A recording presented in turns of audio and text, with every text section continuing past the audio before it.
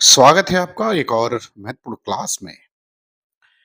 यदि आप TGT, PGT, net BPSC, JIC, GDC, RPSC, KBS, NBS किसी भी परीक्षा की यदि तैयारी कर रहे हैं तो यह क्लास आपके लिए बहुत महत्वपूर्ण है।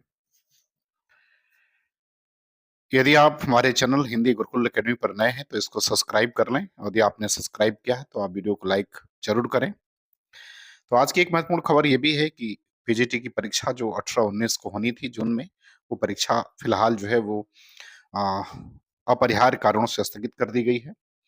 और परीक्षा की नई डेट तो अभी नहीं है, लेकिन जो आयोग के तरफ से बताया गया, वो ये बताया गया कि परीक्षा जो है वो आपकी अगस्त माह में होगी, तो आप अपनी तैयारी को करते रहें और आपको थोड़ा वक़्त और मिल गया है, तो मुझे उम्मीद है कि आप अपनी तैयारी को और बेहतर बनाएँगे।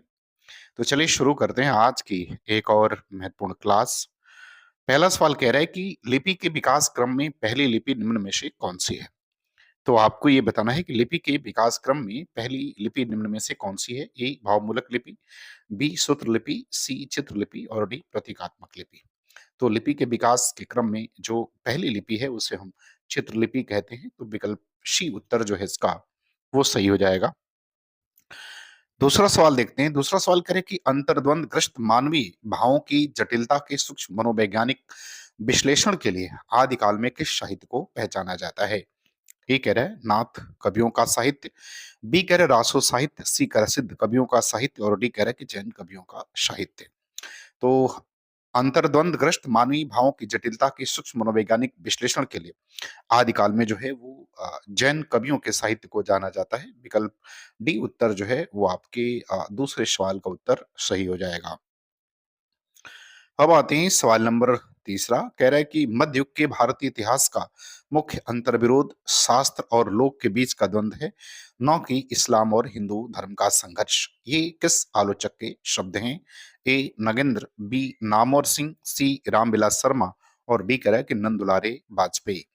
तो तीसरे का उत्तर आपको बताना है कि ये जो शब्द हैं ये किसके हैं, इस कथन को किस आलोचक ने कहा है? तो ये नामवर सिंह ने कहा है। विकल्प बी उत्तर जो है वो तीसरे का सही हो जाएगा। चौथे सवाल पर आते हैं। कह रहे केसव की रचना में इनके तीन रूप दिखाई देते हैं, आचार्य का, महाकवि का और साहित्यकार का। ये परमार्थ हिंदी के प्रथम आचार्य हैं। कवि केसव की प्रशंसा किसने की है? A doctor Ramdas Mishra, B Pandit Vishwanath Prasad Mishra, C doctor Bhagirath मिश्र और डी आचार्य रामचंद्र शुक्ल। तो आपको बताना है कि ये जो प्रशंसा है वो केशव के संबंध में किसकी प्रशंसा है? तो ये प्रशंसा की है पंडित विश्वनाथ प्रसाद मिश्र ने। विकल्प बी उत्तर इसका जो है वो आपका सही हो जाएगा। आते हैं सवाल नंबर पांचवा। कह रहा है, किस पाश्चात्य विद्वान ने कल्पना को मूर्त विधान करने वाली शक्ति कहा है? तो आपको बताना है कि कल्पना को मूर्त विधान करने वाली शक्ति जो है वो किस पाश्चात्य विद्वान ने कहा है? ए प्लेटो, बी वर्ड्सवर्थ, सी अरस्तु और डी एडिशन।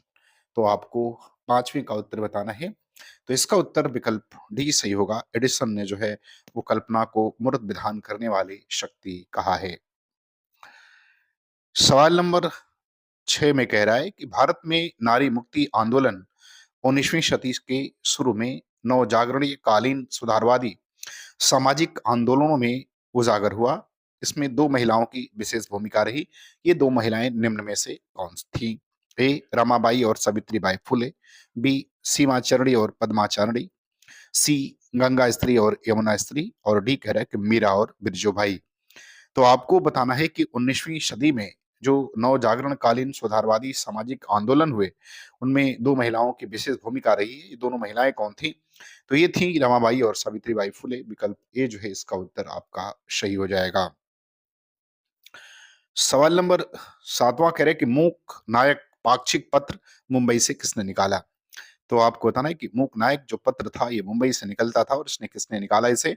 ए राम मनोहर लोहिया, बी भीमराव अम्बेडकर, सी स्वामी विवेकानंद और डी दयानंद सरस्वती। तो 7वें का उत्तर बताना है कि मूक नायक जो पाक्षिक पत्र है मुंबई से, इसको किसने निकाला था? तो ये पत्र जो है वो भीमराव अम्बेडकर के द्वारा निकाला गया। विकल्प बी इसका उत्तर जो है वो 7वें का सही हो जाएगा। अब आते हैं सवाल नंबर 8वां। 8वां कह रहा है कि मेरी पत्नी और भेड़िया किस दलित लेखक की आत्मकथा है? आपको बताना है कि मेरी पत्नी और भेड़िया ये किस दलित लेखक की आत्मकथा है? A doctor Tulsidas, B doctor Dharmvir, C doctor Tej Singh और डी डॉक्टर स्वराज सिंह बेचैन। तो आपको ये बताना है कि मेरी पत्नी और भेड़िया किस दलित लेखक की आत्मकथा है? तो ये जो आत्मकथा है वो डॉक्टर धर्मवीर की है। विकल्प बी जो है इसका उत्तर सही हो जाएगा। चलिए देखते हैं सवाल नंबर 9। 9 में क्या कह रहे हैं? कह रहे हैं यह किसका प्रसिद्ध वाक्य है? जिस प्रकार मैं किसी स्थूल पदार्थ को अपने सामने देखता हूँ, उसी प्रकार मुझे जगत के मूल में राम के दर्शन होते हैं। एक बार उन्होंने कहा था, अंधकार में प्रकाश की और मृत्यु में जीवन की अक्षय सत्ता प्रतिष्ठित है। तो आपको बताना है कि ये कथन किसका है? ये प्रसिद्ध वाक्य जो है वो किसका है? ए राम मनोहर लोहिया, बी महात्मा गांधी, सी डॉक्टर अंबेडकर और डी सुकरात। तो 9वें का उत्तर आपको देना है कि किसने कहा था। तो ये जो कथन है, ये वाक्य आपको महात्मा गांधी ने कहा था। ये विकल्प बी इसका उत्तर जो है वो 9वें सवाल का उत्तर सही हो जाएगा। 10वां सवाल कह रहा है कि किस उपन्यास में उपन्यासकार ने लोकगीतों का प्रयोग किया है? आपको बताना किस उपन्यास में उपन्यासकार ने लोकगीतों का प्रयोग किया है? ए गोदान, बी शेखर एक जीवनी, सी मैला आंचल और डी बाण भट्ट की आत्मकथा। 10वें का उत्तर देना है कि किस उपन्यासकार ने अपने उपन्यास में लोकगीतों का प्रयोग किया है? तो वो मैला आंचल में हुआ है। विकल्प सी उत्तर सही होगा और इसके लेखक फणीश्वर नाथ रेणु हैं। सवाल नंबर 11। 11 में कह रहे किस उपन्यास में बाल विवाह, विधवा विवाह और नारी शिक्षा का वर्णन है? तो आपको बताना है कि किसमें बाल विवाह, विधवा विवाह और नारी शिक्षा का वर्णन है? ए देवरानी जेठानी की कहानी, बी बाण भट्ट की आत्मकथा, सी शेखर एक जीवनी और डी परीक्षा गुरु। तो आपको बताना है बाल विधवा, विधवा विवाह, बाल विवाह और नारी शिक्षा। तो ये हमें देवरानी जेठानी उपन्यास में मिलता है देखने को। विकल्प ए जो है 11 का उत्तर सही होगा। सवाल नंबर 12 करें कि कबीर ग्रंथावली जिसका प्रकाशन नागरी प्रचारणी सभा द्वारा संवत 1985 में किया गया, उसके संपादक हैं। तो आपको बताना है कि कबीर ग्रंथावली जिसका प्रकाशन जो है वो नागरी प्रचारणी सभा के द्वारा संवत 1985 में किया गया था, इसके संपादक कौन है? ए नामवर सिंह, बी हजारी प्रसाद द्विवेदी, सी श्याम सुंदर दास और डी पारसनाथ तिवारी। तो इसके जो संपादक हैं वो श्याम सुंदर दास हैं। विकल्प सी उत्तर जो है वो सही हो जाएगा 12 का। 13 नंबर सवाल में कह रहा है कि कबीर के उदय के संबंध में असंगत मत है। तो आपको बताना कि कबीर के उदय के संबंध में असंगत मत जो है वो कौन सा है? तो इसमें विद्वान और उनके मत लिखे हुए हैं, तो आपको बताना कि किस विद्वान का मत जो है वो असंगत है। हंटर ने 1300 से 1420 ईस्वी माना है। मेकाफिल ने 1398 से 1518 माना है। भंडारकर ने 1400 से 1530 और माता प्रसाद गुप्त ने 1398। तो आपको पता है किसका मत जो है वो इसमें असंगत है? हंटर का, मेकाफिल का, भंडारकर का या माता प्रसाद गुप्त का? तो जो इसमें असंगत मत है वो भंडारकर का मत असंगत है। भंडारकर ने 1400 से 1530 नहीं माना है, बल्कि इन्होंने 1398 से इसका समय जो है 1518 माना है। तो ये जो है ये सही होगा। इसमें भंडारकर का जो मत है वो ये वाला मत है, ना कि ये मत है। अर्थात जो मेकाफिल का मत है वही भंडारकर का भी मत है। तो ये मत जो है इसमें भंडारकर का मत जो है वो गलत लिखा हुआ है। तो विकल्प सी जो है वो असंगत है। आते हैं सवाल नंबर 14। 14 में कह रहे कि राम कथा सर एक सोहंती, ये पंक्ति किसकी है? आप बताने कि राम कथा सर एक सोहंती ये पंक्ति किसके द्वारा कही गई है? ए तुलसीदास, बी कबीरदास, सी नाभादास और डी स्वयंभू। तो 14 का उत्तर देना है कि ये पंक्ति किसकी है? तो ये पंक्ति स्वयंभू की है। विकल्प डी उत्तर इसका सही हो जाएगा। 15 में कह रहे किस रचना में कोसा नामक वेश्या की प्रेम कथा का वर्णन किया गया है? तो आपको ये बताना है कि किस रचना में कोसा नामक वेश्या की प्रेम कथा का जो है वो वर्णन किया गया है? ए रेवंत गिरिरास, बी चंदनवाला रास, सी स्थूल भद्र रास और डी नेमिनाथ रास। तो आपको जो है इसका उत्तर जो है वो आपको बताना है कि आ, जो है किस में जो है कोसा नामक वेश्या के प्रेम गाथा का जो है वो जिक्र किया गया है। तो वो आपका जिक्र किया गया है। विकल्प सी सही हो जाएगा। स्थूल भद्र रास में किया गया है और इसका समय 1209 के आसपास समय है इसका, जिन धर्मसूरी जो है इसके लेखक हैं। बात करते हैं सवाल नंबर 16। 16 नंबर सवाल में कह रहा है कि किसने नाथों की भाषा को जो है वो फक्कड़ी भाषा कहा है? तो आपको बताना है कि किसने नाथों की भाषा को जो है फक्कड़ी भाषा कहा है? ए हजारी प्रसाद द्विवेदी, बी चतुरसेन शास्त्री, सी श्याम सुंदर दास और डी आचार्य रामचंद्र शुक्ल। तो आपको बताना किसने फक्कड़ी भाषा कहा है? तो चतुरसेन शास्त्री ने वो फक्कड़ी भाषा कहा है। विकल्प बी सही हो जाएगा 16 का। सवाल नंबर 17 कह रहा है कि डूब बच्ची लक्ष्मी पानी में, सती आग में पैठ, जे उर्मिला करे प्रतीक्षा, सहे सभी घर बैठ, विधि से चलता रहे विधान। उपयुक्त काव्य पंक्तियों में स्त्री की किस मानसिकता का वर्णन किया गया है? आपको बताना कि किस मानसिकता का वर्णन किया गया है। ए स्त्री की दुनिया घर तक सीमित है। बी स्त्री सामाजिक विधान को तोड़ने के लिए उद्यत है। सी स्त्री विपरीत परिस्थितियों का सामना करने में सक्षम है। और डी स्त्री अपने दुख को उत्सव धर्मी बनाना चाहती है। तो आपको बताना कि इसमें जो है स्त्री की किस मानसिकता का वर्णन हुआ है? तो स्त्री की दुनिया घर तक सीमित है, इसका वर्णन हुआ है। विकल्प ए उत्तर सही हो जाएगा। सवाल नंबर 18 कह रहा है कि जो हो मैंने आप कई बेर परिश्रम किया कि खड़ी बोली में कुछ कविता बनाऊं, पर मेरे चित्तानुसार नहीं। यह कथन किसका है? ए अयोध्या सिंह उपाध्याय हरिऔध, बी भारतेंदु हरिश्चंद्र, और सी अयोध्या प्रसाद खत्री, और डी कह रहा है कि जगन्नाथ दास रत्नाकर। भारतेंदु है भारतेंदु है तेंदु भारतेंदु हरिश्चंद्र। तो आपको बताना है कि ये कथन जो है किसका है? तो ये कथन आपके भारतेंदु हरिश्चंद्र ने ही कहा था कि कई बार मैंने सोचा कि कविता को खड़ी बोली में बनाया जाए, लेकिन नहीं बना पाया। चूंकि भारतेंदु जी है, अपनी कविताओं के लिए जो है उन्होंने ब्रज भाषा का प्रयोग किया। कुछ कविताएं हैं जैसे फूलों का गुच्छा, उन्होंने खड़ी बोली में लिखने की कोशिश की है और खड़ी बोली में लिखा भी है उसको। और बाकी कोशिश की और नहीं बन पाया, तो इन्होंने जो है अपनी ज्यादातर कविताएं जो है वो ब्रज भाषा में लिखी हैं। तो इसका उत्तर आपका 18 का विकल्प जो है वो भी उत्तर सही हो जाएगा। अब आते हैं सवाल नंबर 19। 19 में कह रहे हैं कि निम्नलिखित साहित्यकारों में से सबसे कम आयु किसकी रही है? तो आपको बताना कि सबसे कम आयु किसकी रही है? ए जयशंकर प्रसाद, बी गजानन माधव मुक्तिबोध, सी प्रेमचंद, और डी भारतेंदु हरिश्चंद्र। तो आपको बताना कि सबसे कम आयु किसकी रही है 19 में? तो सबसे कम आयु भारतेंदु हरिश्चंद्र की रही है। 1850 से 1885 जो है इनका समय है। कुल 34-35 साल का इनका समय जो रहा है। जयशंकर प्रसाद का समय 89 से लेकर 1937 तक रहा है, तो लंबा समय रहा है। इसके बाद अगर गजानन माधव मुक्तिबोध का समय देखें तो 1917 से 64 रहा है, तो इनका भी समय रहा है। और प्रेमचंद 80 से लेकर 1936 तक रहे हैं। तो सबसे कम आयु जो है भारतेंदु जी की रही है।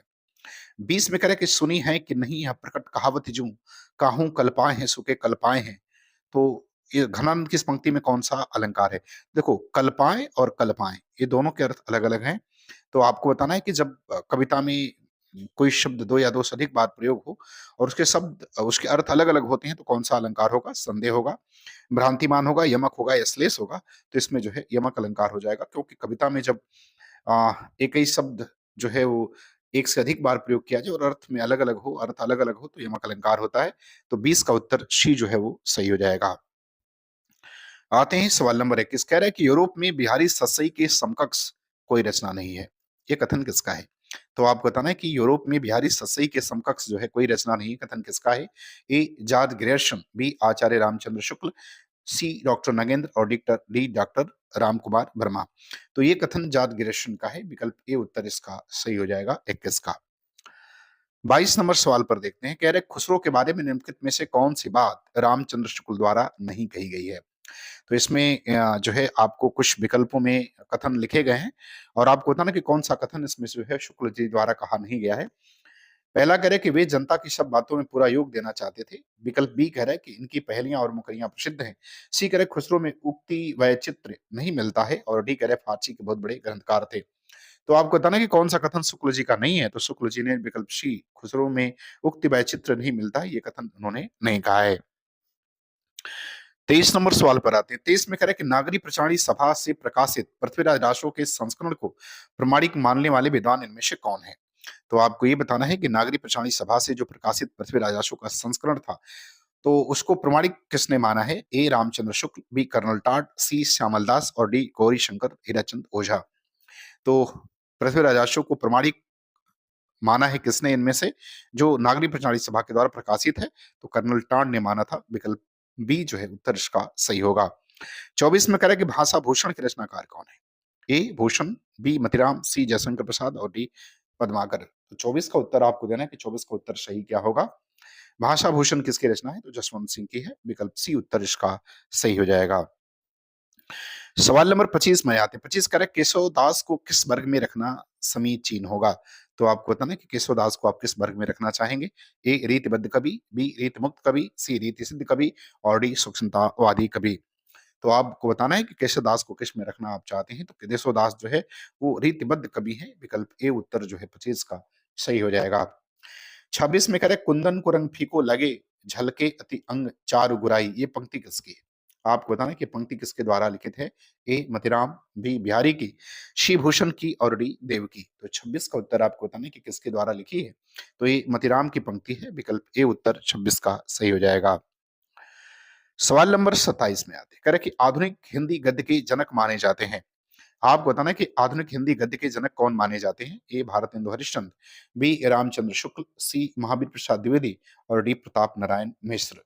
तो आपको बताना है कि आधुनिक हिंदी गद्य के जनक कौन माने जाते हैं? सवाल नंबर 27, तो भारतेंदु हरिश्चंद्र, विकल्प ए उत्तर सही होगा।